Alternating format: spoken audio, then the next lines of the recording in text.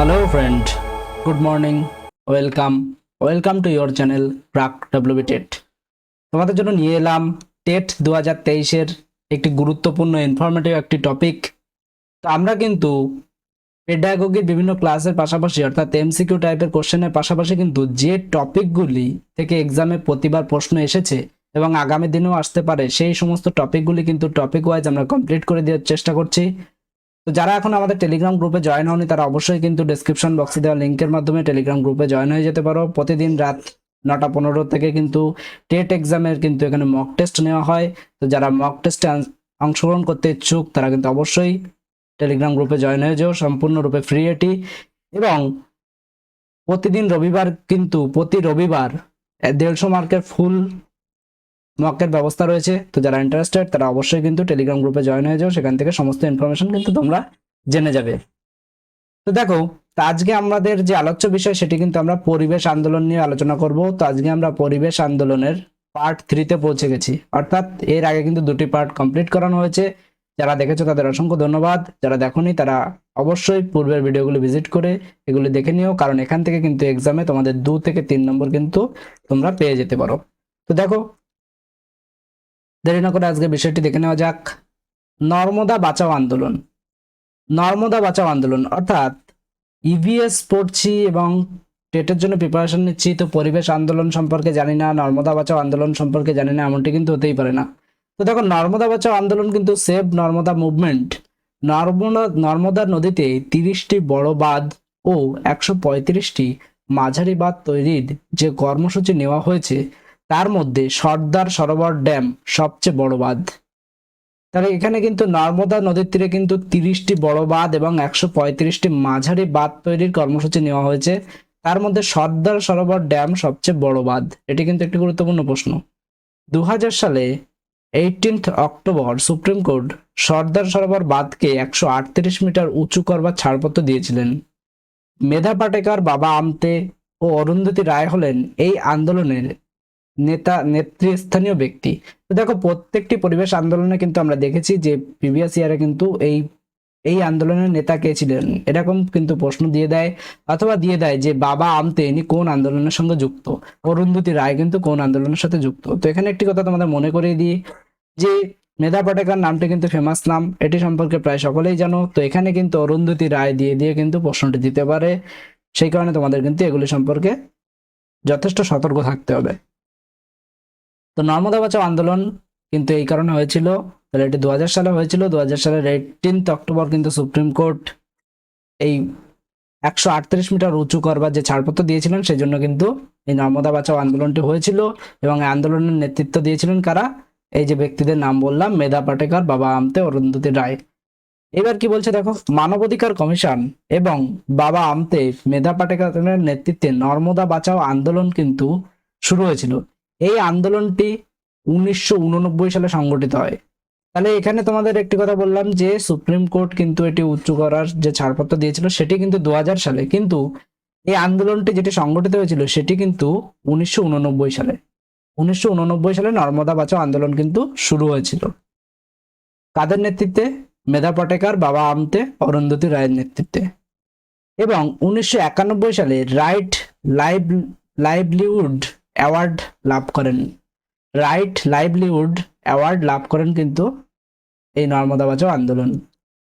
এরপরে দেখো কি বলছে, নর্মদা বাঁচাও আন্দোলন কিন্তু শুরু হয়েছিল নর্মদা নদীর উপর সর্দার সরোবর বাঁধ তৈরি করার ফলে বাস্তুচ্যুত মানুষের নির্দিষ্ট ঘটনা নিয়ে, যার উদ্দেশ্য ছিল বাঁধ নির্মাণ বন্ধ করা। তো এখানে ব্যাপারটি কি, অর্থাৎ এই আন্দোলন শুরু করবার যে কারণ ছিল নর্মদা নদীর উপর সর্দার সরোবর বাঁধ তৈরির ফলে যে ওখানের যে স্থানীয় মানুষরা ছিল তাদের কিন্তু বাস্তুচ্যুত, অর্থাৎ তারা কিন্তু ঘর ছাড়া হওয়ার সম্ভাবনা ছিল। তো ঘর কিন্তু তারা যে জায়গায় থাকতো সেখানে কিন্তু তাদের থাকা চলবে না, এমনটি কিন্তু এই বাঁধ তৈরি হলে কিন্তু হতো। এখানে দেখো, এই জন্য কিন্তু এই নর্মদা বাঁচাও আন্দোলনটি শুরু হয়েছিল। নর্মদা বাঁচাও আন্দোলনে অহিংস পদ্ধতির প্রতিষ্ঠাতা হিসাবে স্থানীয় কয়েকজন পেশাদার এবং কর্মীদের সাথে বেশ কয়েকটি এনজিও যোগ দিয়েছিলেন। তাহলে এই যে মানুষরা বাস্তুচ্যুত হবে সেই সমস্ত মানুষ, এছাড়া বিভিন্ন স্থানীয় লোকজন, পেশাদার এবং কর্মীদের সাথে নিয়ে কয়েকটি এনজিও কিন্তু এই আন্দোলনে যোগ দিয়েছিল। তাহলে এখানে গুরুত্বপূর্ণ ফ্যাক্ট কি কি হয়ে যাবে? গুরুত্বপূর্ণ ফ্যাক্ট হয়ে যাবে কিন্তু কত সালে এটি শুরু হয়েছিল, কারা কারা এখানে নেতৃত্ব দিয়েছিল, এবং কোন ড্যামের কথা বলা হয়েছে, অর্থাৎ নর্মদা বাঁচাও আন্দোলনের রিলেটেড কোন ড্যাম, এটি কিন্তু খুবই গুরুত্বপূর্ণ, এবং সেই ড্যামটি কোন নদীর তীরে অবস্থিত। এই সমস্ত ইনফরমেশনগুলি বিভিন্নভাবে কিন্তু এমসিকিউ আকারে দিতে পারে। চলে যাই পরের যে আন্দোলন, সেটি রয়েছে কি বালিয়াপাল আন্দোলন। বালিয়াপাল আন্দোলন কি বলছে? বালিয়াপাল মুভমেন্ট ভারত সরকারের 1979 সালে উড়িষ্যার বালেশ্বর জেলার সমুদ্র উপকূলবর্তী বালিয়াপাল ও ভোগরাই ব্লকে সামরিক ঘাঁটি তৈরির বিরুদ্ধে ভারতের প্রথম প্রতিবাদ হয়েছিল। তাহলে এইটি কি? বালিয়াপাল আন্দোলনটি 1979 সালে সংগঠিত হয়েছিল। এটি কোথায় হয়েছিল? উড়িষ্যার বালেশ্বর। এখানে প্রশ্ন কিন্তু দিতে পারে যে বালিয়াপাল মুভমেন্টটি কোথায় হয়েছিল? পশ্চিমবঙ্গে, বিহারে, উড়িষ্যায়, ঝাড়খণ্ডে। তো তখন কিন্তু তোমাদের উড়িষ্যা আনসার করতে হবে। কত সালে হয়েছিল? 1969। এগুলি কিন্তু আর্ট টাইপের প্রশ্ন, সেই জন্য কিন্তু এগুলির উপর ফোকাস করো, কারণ এগুলি কিন্তু দিতে পারে। প্রিভিয়াস কিন্তু সমস্ত কোশ্চেন, যেমন নর্মদা বাঁচাও আন্দোলন, সাইলেন্ট ভ্যালি থেকে কিন্তু কোশ্চেনগুলি অলরেডি প্রিভিয়াস ইয়ারে রিপিট হয়ে গেছে, এই জন্য কিন্তু এগুলি গুরুত্বপূর্ণ হতে পারে। এখানে কিন্তু এইখানে ব্যাপারটা কি ছিল? সামরিক ঘাঁটির তৈরির বিরুদ্ধে কিন্তু এই প্রতিবাদটি হয়েছিল। তো এরকমও দিতে পারে যে সামরিক ঘাঁটি তৈরির বিরুদ্ধে যে পরিবেশ আন্দোলনটি হয়েছিল সেটি কি? সাইলেন্ট ভ্যালি আন্দোলন, বালিয়াপাল আন্দোলন, নর্মদা বাঁচাও আন্দোলন, গঙ্গা অ্যাকশন প্ল্যান্ট, এরকম কিন্তু অপশন দিতে পারে। সেক্ষেত্রে তোমাকে বলে দিতে হবে বালিয়াপাল আন্দোলন। চলো দেখে নিয়ে এরপরে রয়েছে মিট্টি বাঁচাও আন্দোলন, সেভ দ্য সয়েল মুভমেন্ট। এখানে দেখো, সেভ দ্য সয়েল মুভমেন্ট মধ্যপ্রদেশের হোসাঙ্গাবাদ জেলার টাওয়া নদীতে 1977 সালে ড্যাম তৈরির কাজ শেষ হয়। এই আন্দোলন ভারতে ব্ল্যাক কটন সয়েল এলাকায় বড় সেচ প্রকল্পের ক্ষতির দিক থেকে সকলের দৃষ্টি আকর্ষণ করে।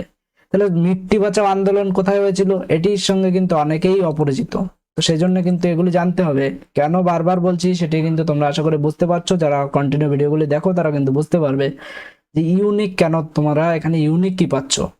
তার একটি কথা তোমাদের বলে দিই, আমরা কিন্তু যারা অলরেডি টেট পাস করে আছো তাদের ইন্টারভিউ সাকসেসের লক্ষ্যে কিন্তু 3টি পিডিএফ লঞ্চ করেছি। 3টি পিডিএফ 1, পিডিএফ 2, পিডিএফ 3। এগুলি কিন্তু তোমরা ইন্টারভিউতে পিডিএফ বুক প্লেলিস্ট বলে দেওয়া আছে, প্লেলিস্টে তোমরা সেখান থেকে গিয়ে এর রিভিউ এবং ডেমো সবকিছু দেখে নিতে পারো। এবং এটুকু বলবো যে এই পিডিএফ গুলো যদি কালেক্ট করো তাহলে কিন্তু আপকামিং ইন্টারভিউতে নিজেকে অন্যের থেকে 100% এগিয়ে রাখতে পারবে।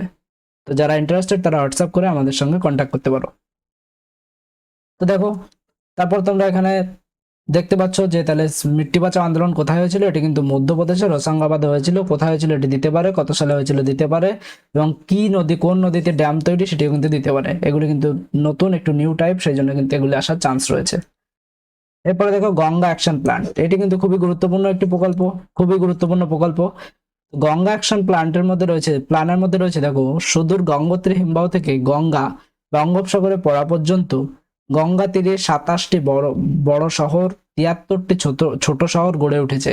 এইসব নগর ও শহরের বাড়ি, কলকারখানা ও রাস্তার ময়লা জল এবং বজ্র পদার্থ নর্মদা হয়ে গঙ্গা এসে পড়েছে। নর্দমা হয়ে গঙ্গা এসে পড়েছে, ফলে গঙ্গার জল দূষিত হচ্ছে।